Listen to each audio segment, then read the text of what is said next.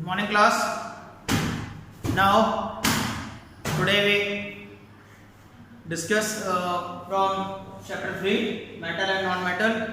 Previously, the last video we discussed about the metals and their properties and the physical appearance. Okay, based on their the abundance, metal and metals में exceptions.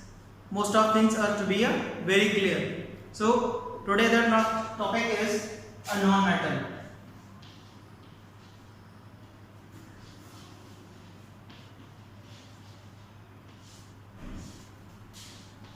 Clear that it? So non-metals क्या होते हैं, इसके बारे में आज हम लोग बात करते हैं. Metals के अगर कंपेरिजन बात करें तो that is the just opposite on their other property. Clear that it? But some are not. उसमें से सारे नहीं आते हैं. Clear that it? So first of all we know that how many of metals, कितने metals हैं जो total 115 जो नंबर दिया था एलिमेंट्स का, उसमें से अप्रॉक्सीमेटली 80% या अगर हम बात करें अगर काउंटिंग में तो अप्रॉक्सीमेटली 90 to 95 हमारे मेटल्स हैं एंड अप्रॉक्सीमेटली 22 नॉन मेटल्स हैं. Clear that it?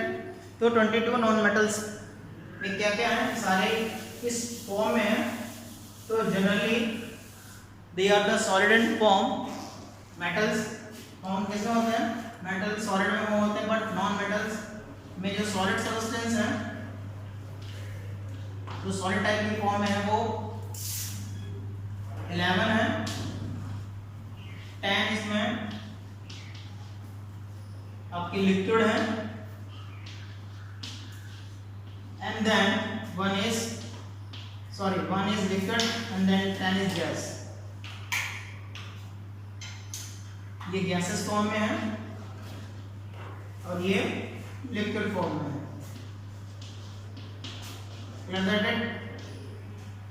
तो सॉलिड सब्सटेंस में अगर बात करें तो बहुत सारे एग्जांपल हैं. सल्फर है, फास्फोरस है. Clear that it? गैसेस में ऑक्सीजन, क्लोरीन, हाइड्रोजन. ठीक है, हाइड्रोजन मेटल की सीरीज में आता है लेकिन ये रिएक्ट गैसेस के फॉर्म में करता है. Clear that it? और सबसे इंपॉर्टेंट जो लिक्विड फॉर्म में वो है ब्रोमीन. Clear that it? तो सॉलिड फॉर्म में 11 है, 10 हमारे गैसेस फॉर्म में है and 1 is liquid form. Clear that it? तो bromine in a liquid. Okay,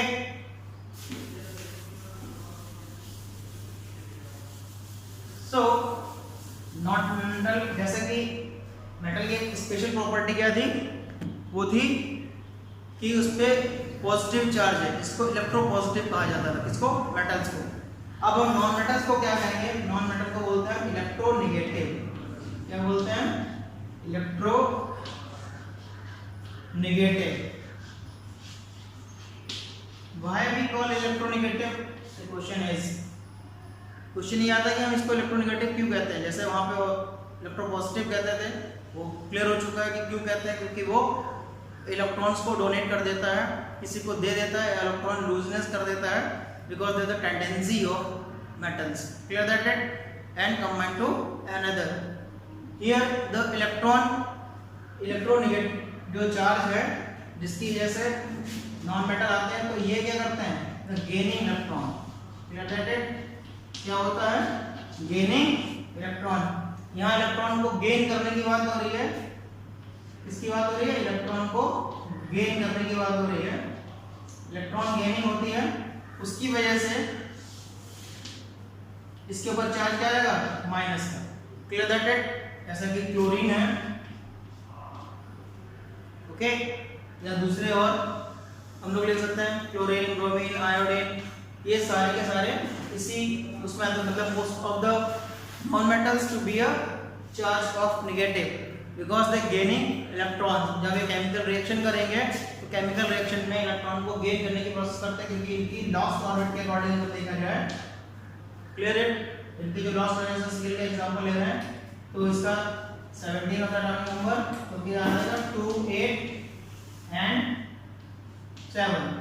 इसके लास्ट फॉरवर्ड में क्या रहेगा, 1 की रिक्वायरमेंट रहेगी इसके अपने ऑब्जेक्ट को पूरी करने के लिए। सो ये क्या करेगा, एक इलेक्ट्रॉन को ले लेगा। तो जनरली नॉन मेटल्स क्या करते हैं, इलेक्ट्रॉन गेनिंग का उनकी टेंडेंसी होती है, वो गेन करते हैं और गेन करने में क्या रहेगा, उनके ऊपर माइनस चार्ज रहेगा। जैसे हम किसी को देते हैं तो हम क्या होते हैं, दाता हो जाते हैं, और किसी को हमसे कुछ लेता है तो वो उसका ऋणी हो जाता है।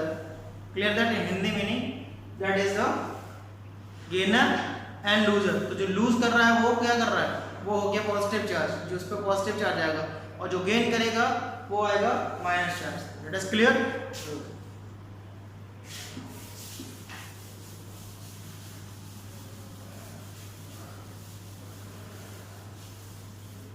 नाउ अब बात हो रही है कि नॉन मेटल्स में सबसे ज्यादा नॉन मेटल अर्थ की क्रस्ट में पाया जाने वाला सबसे इंपॉर्टेंट हमारे पूरे एनवायरनमेंट की अगर बात करें तो नाइट्रोजन आता है, और अर्थ की क्रस्ट में अगर बात करें तो हमारा ऑक्सीजन आता है। एक हम पाई चार्ट के थ्रू समझते हैं इस चीज को। अगर हम इस तरह के स्ट्रक्चर को फॉर्म करें,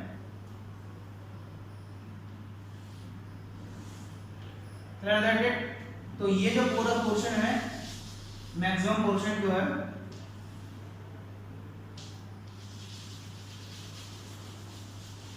ये हमारे पास किस चीज का है, ये जो मैक्सिमम पोर्शन हमारे पास निकल के आता है वो है हमारा nitrogen. Clear that, and nitrogen हमारे पास अप्रोक्सीमेटली 78.5 या 79 अप्रोक्स परसेंट होती है, और ऑक्सीजन हमारे पास 21% पॉइंट समथिंग होती है, 21% ही इसको हम मानते हैं। Clear that. तो ये जो रेशियो है नाइट्रोजन सबसे ज्यादा पाई जाती है, बट ये पूरे होल एनवायरनमेंट की बात हो रही है, जो एनवायरनमेंट में नाइट्रोजन अवेलेबल होती है। बट ये जो ऑक्सीजन है, ऑक्सीजन हमारे अर्थ की क्रस्ट में सबसे ज्यादा एब्रेंडेंट मात्रा में पाया जाने वाला नॉन मेटल होता है। लेकिन इससे भी बड़ा जो फॉर्मेशन है, अगर नॉन मेटल्स की सीरीज में सबसे ज्यादा जो पाया जाने वाला ऑक्सीजन के बाद, ऑक्सीजन एक नेचुरल फॉर्म में है, and also the carbon in abundant. Okay, carbon में सबसे ज्यादा पाया जाने वाला नॉन एलिमेंट है, non metal sorry, non metal है। अप्रोक्सीमेटली ये परसेंटेज की बात करें तो लगभग 25% या से आसपास नियर रहता है। Clear that it. But carbon सबसे ज्यादा इसलिए पाया जाता है कि उसके फॉर्मेशन बहुत सारे हैं, इसके कई सारे कंपाउंड हैं। कार्बन के बहुत ढेर सारे अपने फॉर्म हैं अलग अलग टाइप से, जैसे एग्जांपल में डायमंड है, ग्रेफाइट है, एंड कार्बन का और दूसरे कंपाउंड के कार्बन इजीली सबके साथ रिएक्ट कर जाता है, इसकी अपनी टेंडेंसी होती है। कार्बन अलग अलग तरीके से शो होता है, कार्बन 6 भी है, कार्बन 14 भी है, और कार्बन 4 भी है। तो ये अलग अलग फॉर्मेशन में अलग अलग ग्रुप्स में कंबाइनिंग करता है। Clear that it. और इनके सबके अपने अलग अलग वर्क होते हैं, अलग अलग फंक्शंस होते हैं। Clear that it. तो दूसरा सबसे ज्यादा पाया जाने वाला नॉन मेटल हमारा कार्बन है, बट इसके अलग अलग कंपाउंड है, इन सबको इंक्लूड करके लगभग 25% वो बनाता है अपना। Clear that it. So non metal में मैं फिर से रिपीट कर रहा हूँ, तो सबसे ज्यादा एब्रेंडेंट मात्रा में जो अर्थ की क्रस्ट में है वो क्या है हमारा ऑक्सीजन। देन उसके बाद कार्बन आता है, कार्बन के अपने कंपाउंड के साथ में। और एनवायरमेंटल अगर बात करें तो सबसे ज्यादा नॉन मेटल जो हमारा गैसेस के फॉर्म में वो है nitrogen. Clear that it. Okay, now the properties of non metal. Non metal की जो फिजिकल प्रॉपर्टी है, फिजिकल अपीयरेंस, उसके बेस पे तो physical property of non metal.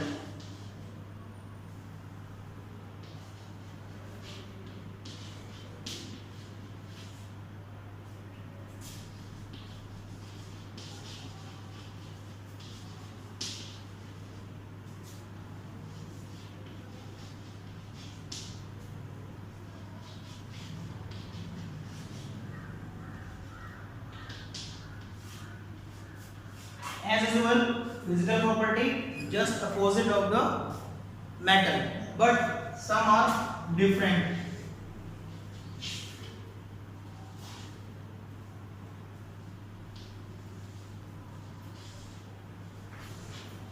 तो सबसे फर्स्ट और so next is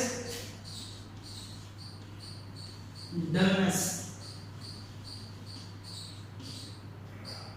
Okay, next one is non-sonorous. Non-sonorous.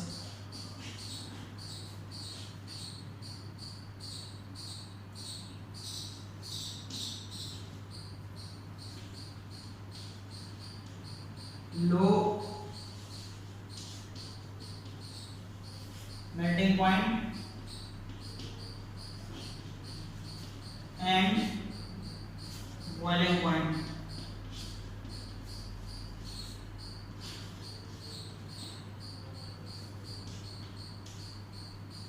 Okay, next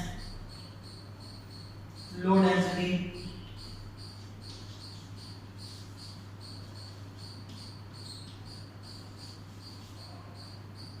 And not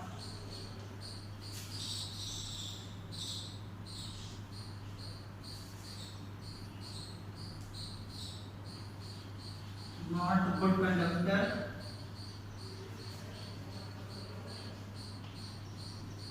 of heat and electricity.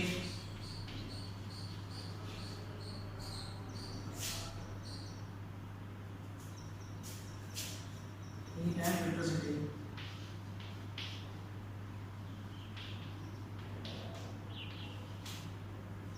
Clear that it? So first is the property is a brittle, dullness, non-sonorous, low melting point and boiling point, low density, not good conductor of heat and electricity. Clear that it? Okay. So now one by one I explain these the property की ये जो properties हैं इनको क्या कहते हैं, जिससे कि हम नॉन मेटल की जो फिजिकल अपीयरेंस है उसकी जो प्रॉपर्टी है उसके बिहाफ पे हम किसी भी सब्सटेंस को नॉन मेटल डिक्लेयर कर सकते हैं. Clear that it? तो brittleness, repeat again, the brittleness means the when any metal, any non metals to have hammered it easily broken, वो आसानी से टूट जाएगा. Dullness just opposite of lustres. Metal में क्या था? लस्चर्स था, बहुत ज्यादा लस्चर होता है मेटल्स में. शाइनी, लस्चर्स में क्या था? शाइनी सरफेस होती है. यहाँ पे क्या है? डलनेस है. जनरली कैसे होते हैं? कैसे होते हैं? यस, जनरली हमारा जो नॉन मेटल है वो डलनेस होता है, उस पर कोई भी शाइनिंग ऐसी नहीं होगी जैसे कि गोल्ड या सिल्वर में, एल्यूमिनियम में होती है. इसमें डलनेस होती है, मोस्टली डल टाइप के होते हैं, धुंधले से दिखाई देते हैं. But there is an exception. यहाँ पे एक सबसे बड़ा एक्सेप्शन है, वो है आयोडीन. कौन है? आयोडीन.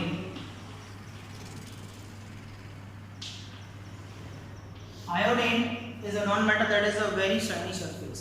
ओके, ये सबसे ज्यादा शाइनिंग करने वाला अकेला नॉन मेटल होता है. Clear that it? एक प्रॉपर्टी और है सबसे इंपॉर्टेंट, वो है सॉफ्टनेस.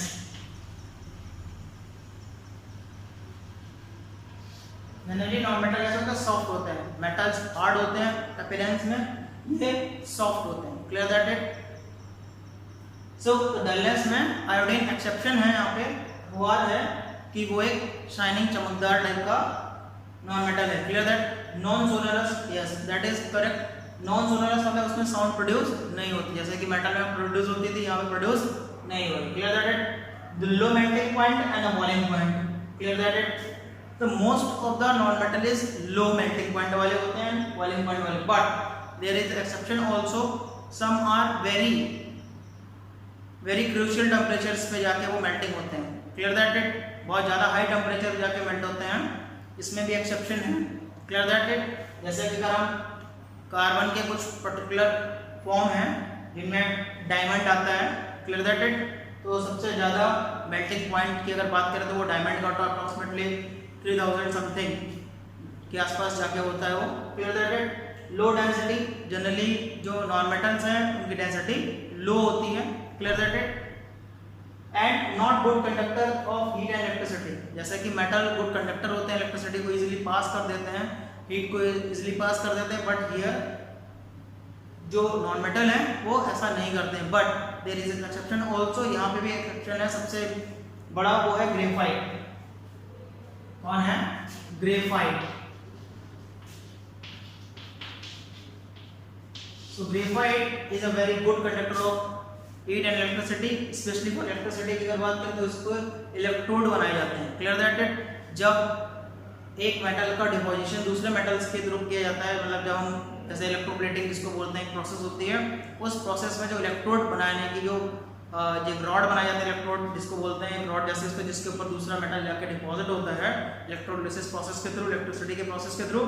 तो ग्रेफाइट उसमें इलेक्ट्रोड का काम करता है, उस पर दूसरा मेटल आके इकट्ठा होता है, उसको बाद वहां से सेपरेट कर लिया जाता है। क्लियर दैट, वो प्रोसेस आगे आएगी तब हम लोग क्लियर करेंगे। ओके, सो इलेक्ट्रोप्लेटिंग टाइप की जो प्रोसेस होती है उसमें ग्रेफाइट इलेक्ट्रोड के टाइप से काम करता है।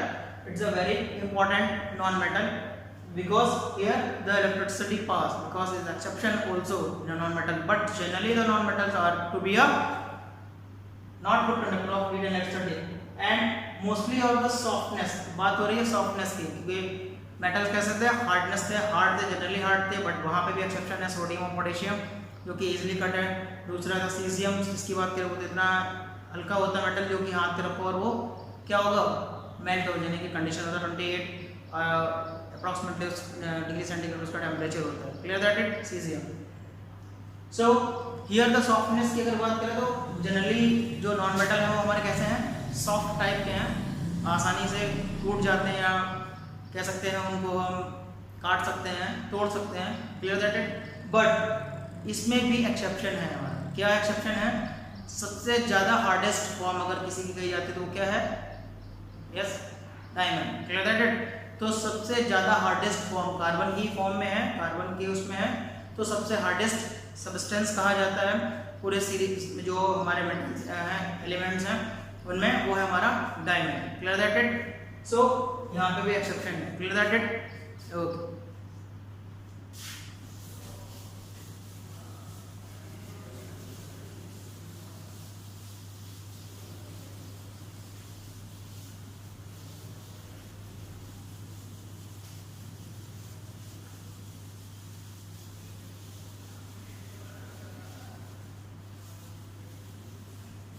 Now we discuss about the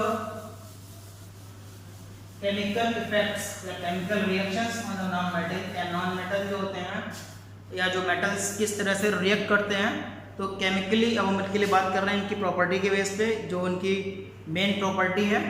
Clear that it, वो उसके बिहाफ पे बात करेंगे कि इसकी जो केमिकल रिएक्शन सब होती हैं जो नॉन मेटल, जो उनकी इलेक्ट्रोलिक सीरीज है उसके बेस पे कि मेटल और नॉन मेटल के बीच में किस तरह से कौन किसको डिस्प्लेस करेगा या कौन किसके साथ रिएक्ट करेगा, उस कंडीशन पे हम केमिकल रिएक्शंस के ऊपर अब आते हैं धीरे धीरे करके, ठीक है ना। तो chemical properties of non metal. Clear that it,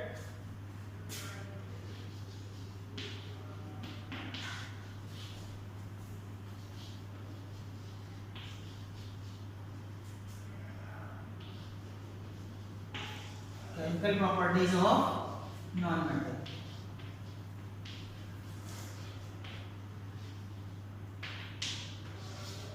लेकिन ये केमिकल प्रॉपर्टीज ऑफ नॉन-मेटल किसके बिहाफ पे होती हैं, ये जनरली मेटल्स के रिएक्शन के बिहाफ पे होते हैं। तो पहले हम मेटल्स के रिगार्डिंग उनको इन्वॉल्व करते चले जाएंगे कि मेटल पहले किसके साथ रिएक्ट करेगा, जैसा मेटल ऑक्सीजन के साथ करेगा, मेटल वाटर के साथ करेगा, एंड देन अदर। तो ऐसे अप्रॉक्सीमेटली 4 या 5 टाइप की जो मेनली रिएक्शंस हैं उसमें, और यहाँ पे नॉन मेटल्स का क्या रोल रहता है, किस फॉर्म में आते हैं, ये आपको रिएक्शंस के through clear that it. So the first is the reaction of the metals with oxygen. किसके थ्रू होगा, मेटल के थ्रू। मेटल जो है किसके थ्रू, नंबर 1